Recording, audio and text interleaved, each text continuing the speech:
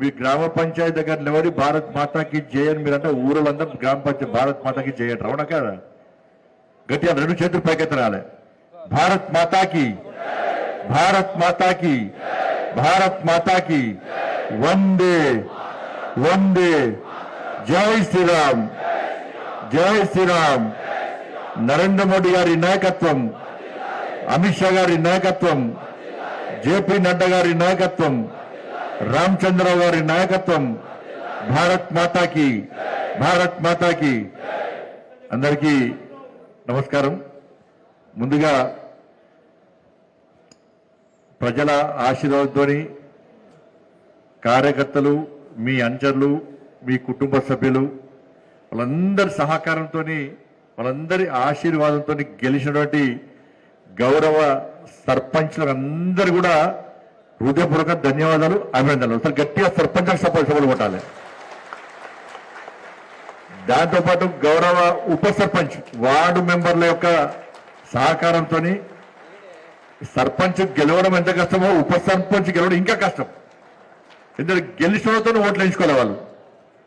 కానీ గౌరవ ఉప సర్పంచ్లు అందరూ కూడా హృదయపూర్వక అభినందనలు, శుభాకాంక్షలు. వాళ్ళు కూడా గట్టిగా చప్పలు కొట్టాలి.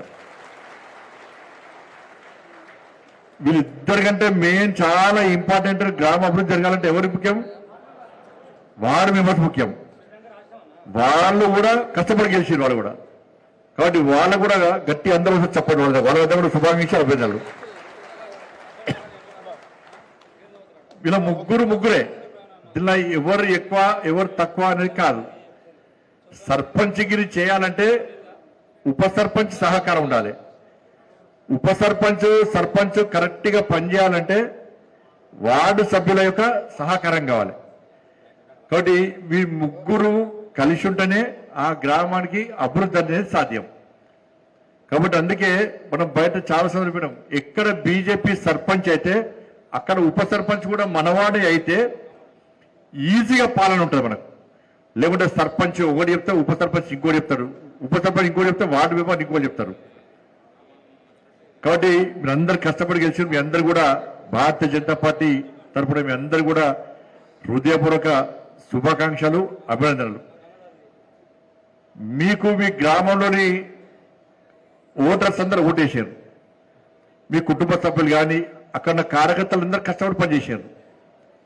దాంతోపాటు ఇక్కడ సీనియర్ నాయకులు చాలా మంది కూడా వచ్చి పనిచేశారు. మీకు చాలా మంది సీనియర్ నాయకులు ఇక్కడ ముందు కూర్చున్నారు. అందరూ వీళ్ళందరూ గొప్ప, వీళ్ళందరూ కూడా వాళ్ళ సొంత పనులు పెట్టుకొని వీళ్ళందరూ కష్టపడి మీ గెలుపు కోసం ప్రయత్నం చేశారు.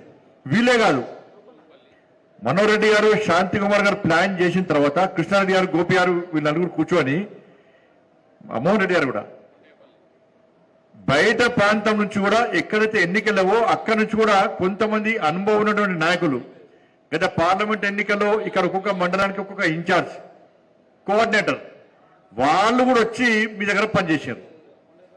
కానీ వాళ్ళు కూడా వాళ్ళ పనులన్నీ ఎవరి పనిచేశారు. ఒక్కొక్క మండలానికి చాలా మంది నాయకులు పనిచేశారు, చాలా మంది సీనియర్ కార్యకర్తలు పనిచేశారు, మీ దగ్గర ఉన్న నాయకులు పనిచేశారు.